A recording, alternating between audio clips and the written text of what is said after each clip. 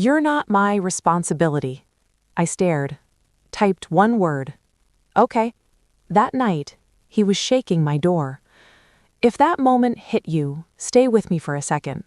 Have you ever received a message that changed how you saw someone instantly? And tell me where you're listening from. City, town, anywhere. I read those. If stories about quiet choices and unexpected consequences keep you watching, subscribing makes sure you don't miss what unfolds next. That message didn't arrive in a crisis. That's the part most people get wrong. It came on an ordinary afternoon when nothing seemed urgent enough to justify it. I was sitting at the kitchen table, paperwork spread neatly in front of me, the kind of documents you review slowly because they shape what comes later. Outside, the street was quiet. No sirens, no raised voices, just a normal day doing exactly what it was supposed to do. Pass. The phone vibrated once. No greeting, no lead-in, just the sentence. You're not my responsibility. I didn't reread it to search for hidden meaning. There wasn't any. The message was precise, carefully trimmed of emotion, written the way people write when they've already rehearsed the justification in their head. I set the phone down beside the papers and finished what I was doing before touching it again. That mattered, because urgency gives words power they don't deserve. I'd learned that years earlier, watching how people behave when they think timing is on their side. They rush, they press, they assume resistance will come and prepare for it. Silence disrupts that expectation. When I finally picked the phone back up, I didn't draft a response. I didn't weigh phrasing. I didn't explain myself or ask for clarification. I typed exactly what fit the message I'd received. Okay. Not passive, not confused. Final. Then I locked the screen and slid the phone face down on the table. The house stayed quiet. I finished reviewing the documents, signed where I needed to, placed everything back into the folder and returned it to the drawer where it belonged. Only after that did I allow myself to think about what had just been said. Not the words themselves, the timing. Because people don't send messages like that unless they believe something has already been decided, unless they're confident the ground under them is solid. That confidence doesn't appear on its own. It's built, slowly, through assumptions, through small shifts in behavior, through moments where someone stops checking whether they still need to be careful. By the time the text arrived, something had already moved into place. And whatever it was, it had nothing to do with responsibility. It had everything to do with control. I didn't know yet what he thought he had secured, but I knew one thing clearly. You don't send a message like that unless you believe the other person has nowhere else to stand. And I had been standing somewhere else for quite a while. The phone stayed face down for a long time after that. I didn't pick it up again that afternoon. I didn't wait for a follow-up message or check to see if he was typing. I finished what I'd started, put the folder away, and made myself a cup of tea I barely touched. What mattered wasn't the sentence he sent, it was the confidence behind it. That evening, as the house settled into its familiar quiet, I started noticing things I'd brushed past before. Not new things, patterns. Small shifts that only make sense once you stop assuming good intentions are permanent. The calls that had become shorter over the last year, the way he'd stopped asking questions and started offering conclusions instead, how decisions that used to include me were suddenly presented as done deals. At the time, I'd told myself it was life, marriage, work. People get busy. But messages like that don't come from busyness. They come from certainty. I went to bed early, not tired, but finished with the day. The kind of finished that feels deliberate. The house creaked the way it always did. Old wood, familiar sounds, reminding me how long I'd been there, how much of my life was built into those walls. Sometime after midnight, I woke up without knowing why. The room was dark, quiet. Then I heard it. A car door closing too carefully. I didn't move right away. I listened, counted breaths, let the moment show itself fully before reacting to it. Footsteps on the path, uneven, too fast. That's when the knock came. Not loud enough to be angry, not soft enough to be polite. Urgent. I sat up in bed, heart steady, already knowing who it was. People don't show up unannounced in the middle of the night unless something they relied on stopped holding. Another knock. Harder this time. "Mom," he said, voice low but frayed at the edges. "Please." I didn't answer. I slipped on a robe and walked down the hallway, the floor cool under my feet. Each step felt measured, intentional. I wasn't stalling, I was arriving exactly where I needed to be. At the front door, I stopped short of touching the lock. "What happened?" I asked through the wood. Silence. Then a breath dragged in too fast. "We need to talk." We. That word had weight now. "Earlier today," I said evenly, "you were very clear." Another pause. Longer. "I didn't think you'd take it that way," he said finally. I rested my hand against the door, feeling the faint vibration of his movement on the other side, pacing, hesitating, calculating. "I took it exactly as written," I replied. The confidence that had shaped that text was gone now. In its place was something thinner, something reactive. Whatever certainty he'd had that afternoon had cracked, and people only come knocking like that when they realize the ground beneath them isn't as solid as they thought. I didn't open the door, not yet, because before he could explain why he was there, I needed to understand what had pushed him to send that message in the first place. And the truth was, it didn't start with a text. It started weeks earlier with a decision he thought I'd never question, and a silence he didn't think would answer back. The first thing he said wasn't an apology. That mattered. He stood just outside the door, close enough that I could hear the shift in his breathing, the scrape of his shoe against the welcome mat he'd bought me years ago and never noticed again. "It's complicated," he said. Complicated is a word people use when they don't want to say choice. I didn't unlock the door. I leaned my shoulder lightly against it instead, grounding myself in the weight of the house. This place had outlasted panic before. It could do it again. "What changed between this morning and now?" I asked. Another pause, longer this time. He exhaled hard. Things fell apart. Not, "I messed up." Not, "I was wrong." Just things. That told me more than he realized. Earlier that week, he'd come by with his wife under the pretense of dropping something off. They hadn't stayed long. Too long to be polite, too short to be comfortable.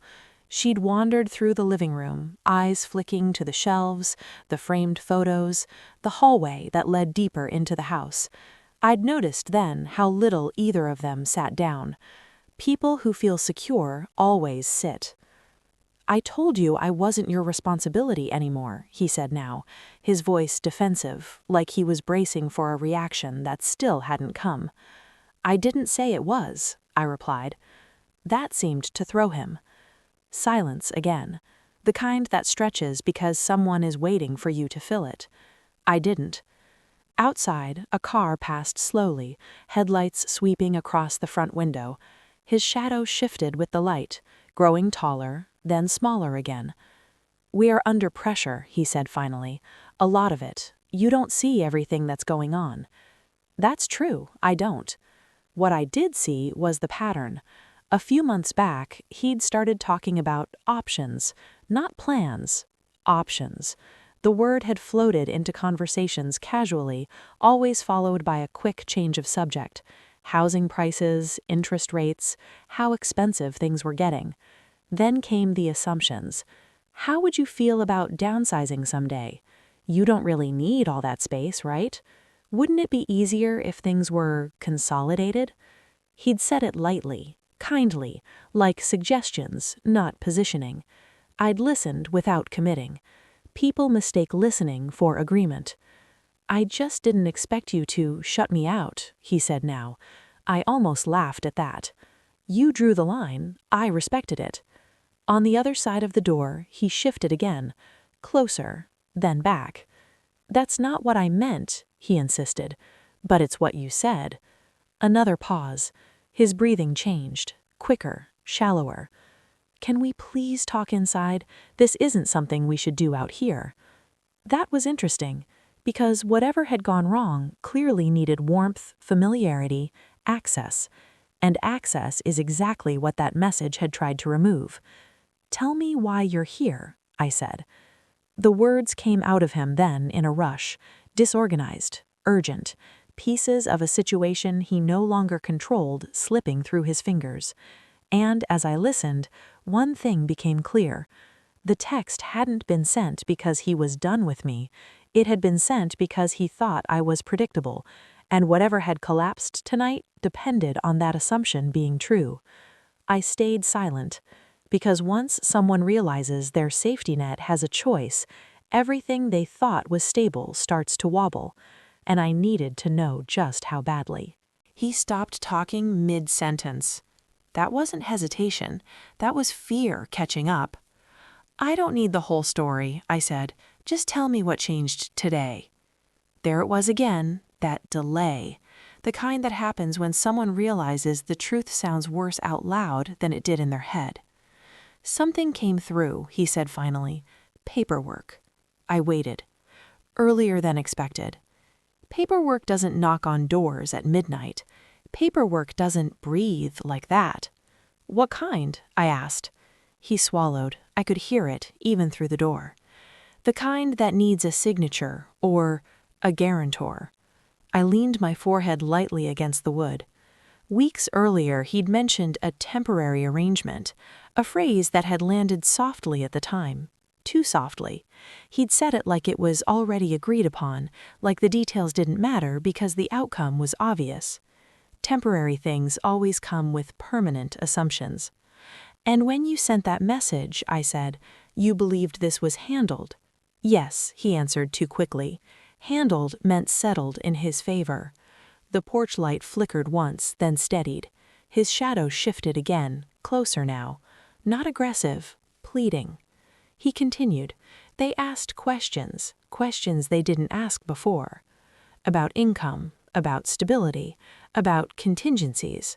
People only start asking those when they realize something isn't as solid as it looked on paper. You told them I wasn't your responsibility, I said. No, he said quickly. I told them you were independent. A careful distinction, one he'd practiced. And they didn't see it that way? Silence. That was answer enough. I straightened, suddenly very aware of how quiet the house behind me was. No voices, no pressure, just space I owned outright without conditions. Why come here? I asked. Why not wait until morning? Because this can't wait, he said. They need confirmation tonight. Confirmation of what? That I'd do what I always did. Step in, smooth it over, carry the weight quietly so he could keep moving forward. I closed my eyes for a moment. The irony wasn't lost on me. Earlier that day, he'd decided I wasn't his responsibility anymore. By nightfall, he needed me to be something much more specific. Open the door, he said softly, please. Not because he missed me, not because he was sorry, because something he'd built leaned on me without permission. I need to understand something first, I said. When you sent that message, what did you think would happen? Another pause. I thought he'd be upset, he admitted, but eventually you'd come around. There it was.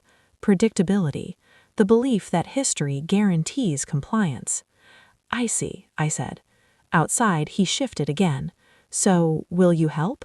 I didn't answer right away, because before I decided anything, I needed him to understand something he'd overlooked. That independence isn't declared by text message. It's proven by what you can stand without. And right now, he was standing on my porch because whatever he'd claimed earlier didn't hold up under pressure.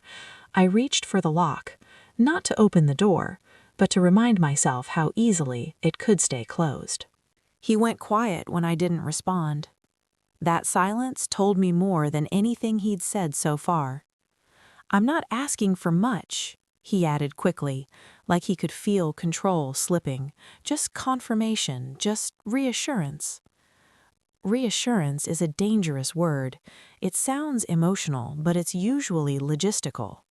You already reassured yourself earlier, I said, when you sent that message. That wasn't... He stopped. Reset. I didn't think it would turn into this. People never do. I stepped back from the door and sat down on the bench by the hallway window. From there, I could still hear him, but I wasn't standing guard anymore. The posture mattered. I wasn't blocking him out. I simply wasn't meeting him where he expected me to stand. When did this start? I asked. Another long pause. Months ago, he admitted. We just didn't think it would accelerate. There it was again. We. Not a decision. A slide. Someone accelerated it for you, I said. Yes. And that someone asked where I fit. He didn't answer, but I could picture it clearly. The conversation, the sideways glance, the polite questions that weren't really questions at all. So I said the thing he hadn't prepared for. And what did you tell them about me? His breath hitched. Just once. That you were stable, he said, independent, that you wouldn't need anything. I closed my eyes. Independence is a word people use when they want distance without responsibility. And they didn't believe you, I said. No, he admitted, they wanted proof. Proof. Not of my capability, of my absence. That was the moment I understood exactly why that text had been sent when it was. Not out of anger, not frustration, preparation. He'd needed something in writing, something clean, something that could be pointed to later. You didn't send that message for me, I said quietly. You sent it for them. His silence confirmed it. If this kind of quiet unraveling keeps you listening, take a moment to subscribe.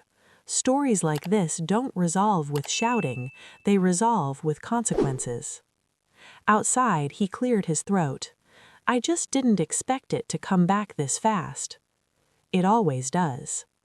That message, I continued, was you stepping away, publicly, intentionally. I didn't think it meant exactly what it said. The porch light buzzed faintly above him. Somewhere down the street, a door opened and closed. Normal life continuing, unaware of how quickly people redraw lines when pressure shows up. So what happens now? He asked. That question mattered, because it wasn't, will you help, anymore. It was, what does this cost me? I need to know something first, I said. If I open that door, are you here as my son or as someone trying to fix a problem? He didn't answer right away, and that hesitation told me exactly how deep this went. Because when support becomes strategy, the relationship changes, and once it changes, it doesn't go back to what it was. Whatever he said next would decide more than tonight. It would decide how much of that text still stood. He finally spoke, but his voice sounded different now. Careful, measured, like every word was being tested before it left his mouth. I'm here as your son, he said. That answer came too quickly. People who know exactly who they are don't rush to say it. I stayed where I was, seated, letting the silence stretch again. Not to punish him, to give the truth time to surface on its own. Silence has a way of pulling the real thing forward. I didn't plan for it to turn out like this, he added. Things were supposed to line up. We were told they would. Told by who? I asked. He hesitated. Advisors, people who know how these things work.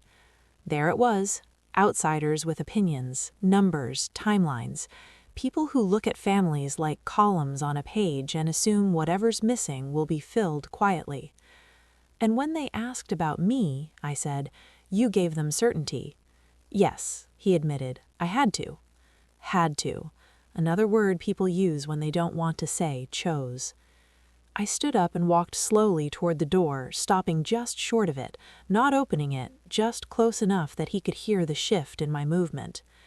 "When you sent that message," I said, "you thought it would settle things. You thought it would simplify your situation." "I thought it would be honest," he said. "Honest would have been a conversation. That message was a declaration." "And now," said I, "something didn't go the way you expected." He exhaled sharply. "They pulled back, asked for revisions, guarantees. Guarantees always come at a cost. They don't ask for them unless they think someone else will pay." "So you came here," I said, "because you remembered who usually absorbs the impact." He didn't deny it. Outside, the night had gone quiet again. No cars passing now, no voices, just the faint hum of the porch light and his breathing, slower but still uneven. "I don't want this to ruin things between us," he said. That was the closest he'd come to saying what actually scared him. "I didn't ruin anything," I responded. "That response," he started, then stopped himself. "Yes," I said, "that response changed something, because it interrupted the story he'd already written. For years I'd been the constant, the background certainty, the person who made it possible for other people to take risks without asking permission first. He'd grown up assuming that would never shift, but assumptions don't survive paperwork. "I need you to understand something," I said. "That message didn't make me distant, it made me precise." He didn't like that word. "What does that mean?" he asked. "It means," I said, "that whatever you're asking for now needs to match what you declared earlier." Another pause. Then quietly, "And if it doesn't?" I rested my hand against the door, felt the cool metal of the lock beneath my palm. "Then tonight ends with the door staying closed," I said, "not as a threat, as a boundary." He didn't knock again. He didn't argue. He just stood there, finally understanding that certainty cuts both ways, and that once you tell someone they're not responsible anymore, you don't get to decide when that stops being true. He stayed there longer than I expected. Not knocking, not leaving, just standing on the porch like he was waiting for the house itself to change its mind.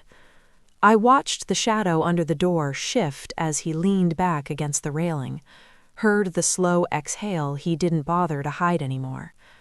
Panic had burned itself out. What was left was calculation. "When did you decide?" he asked suddenly. I didn't need to ask what he meant. "Decide what?" I said. "To stop being available." That word again, like I'd been a service, not a person. "I didn't decide," I replied. "I adjusted." There was a faint, humorless laugh from the other side. "That fast?" "No," I said, just quietly. That was the part he couldn't wrap his head around. He thought decisions came with announcements, with speeches, with slammed doors and raised voices. He didn't realize most real decisions happen while everything still looks normal. "I didn't think you were serious," he admitted, "when you replied." "I was," I said. Another stretch of silence settled in. The night felt heavier now, like it was pressing down on both of us. Somewhere a few houses away, a TV flickered through an open window. Laughter from a sitcom floated briefly into the dark and disappeared. "I don't know what to do," he said finally. That sentence landed differently than the others. Not defensive, not strategic. Lost. For the first time that night, he sounded younger, like someone who had reached the edge of a plan without realizing there was nothing underneath it. That happens when you build something assuming a support you've already removed. He shifted again. I could picture him rubbing the back of his neck the way he used to when he was trying to solve a problem too big for him. "They're waiting for an answer, by morning." "They'll get one," I replied. "From you?" he asked, hopeful again. "No," I said. "From you." That word, you, seemed to knock the air out of him. "But I can't—" "You already did," I said. "This afternoon." He heard his breath catch, because now he understood what that text had actually done. It hadn't freed him, It had transferred weight he wasn't prepared to carry alone. "I didn't think it would mean all this," he said quietly. "People rarely do." "You don't get to declare independence and keep the safety net," I told him. "Those things contradict each other." Another pause. "Can we at least talk in the morning, when things are calmer?" I considered it. Not because I felt pressure, but because timing matters, and I wanted him to feel the full length of the night he'd created. "Yes," I said. "We can talk." Relief came fast. Too fast. "But not about fixing this," I added. "About understanding it." The relief vanished. Outside, he straightened. "What does that mean?" he asked. "It means tomorrow won't undo today. It will clarify it." I heard him step back from the door. The porch creaked softly under his weight. "Good night," he said, the words careful now. "Good night," I replied. His footsteps moved down the path. The car door opened, closed. The engine started and faded into the distance. I stood there long after the sound was gone, not shaken, not relieved, certain. Because whatever he'd been leaning on had finally been named, and once something is named, it can't pretend to be invisible anymore. Morning came without ceremony. No dramatic sunrise, no heavy silence, just light moving across the floor like it always had, steady and indifferent to whatever people thought they'd settled the night before. I made coffee and sat at the same table where the message had arrived. The phone stayed where it was, face down, quiet. It didn't buzz again. By mid-morning, he showed up like he said he would. Not late, not early. Careful with time now. This time, he knocked once. I opened the door. He looked smaller in daylight, tired in a way sleep doesn't fix. The confidence he'd carried so easily before was gone, replaced by something brittle. He stepped inside like a guest, not like someone who belonged by default. We sat across from each other at the table. No raised voices, no accusations, just space between words. "They moved forward without me," he said eventually, once I couldn't confirm what they needed. I nodded. That tracked. "They're revising everything," he continued. "Financing, timelines, living arrangements." He hesitated. "It's worse than I thought." This was the part people never see coming. When assumptions collapse, they don't do it neatly. They take structure with them. "I didn't know how much was tied to you," he admitted. "I didn't think it through." "I know," I said, because he hadn't meant harm, he'd meant convenience, and convenience rarely survives pressure. "I'm not asking you to fix it," he said quickly. "I just needed you to know." That mattered, not because it repaired anything, but because it acknowledged something real for the first time. I meant what I said when I wrote "okay." He flinched slightly, then nodded. "I see that now." We sat there for a while after that, no resolution offered, no rescue extended, just clarity settling where confusion had been. Before he left, he stood by the door and looked back at me. "I didn't realize how much I leaned," he said, "until it wasn't there." "That's usually how it works," I said. After he was gone, the house felt lighter, not emptier, defined. The relationship didn't end that day, but it changed shape, adult to adult, without illusion. That single word hadn't been a rejection. It had been a boundary written small enough to be ignored, until it couldn't be.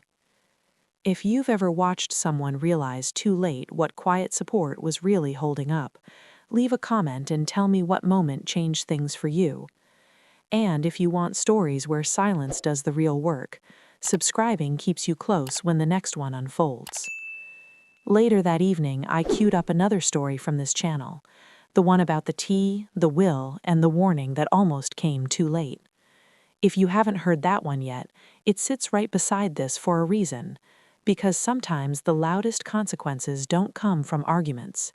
They come from a calm reply, and the decision to let it stand.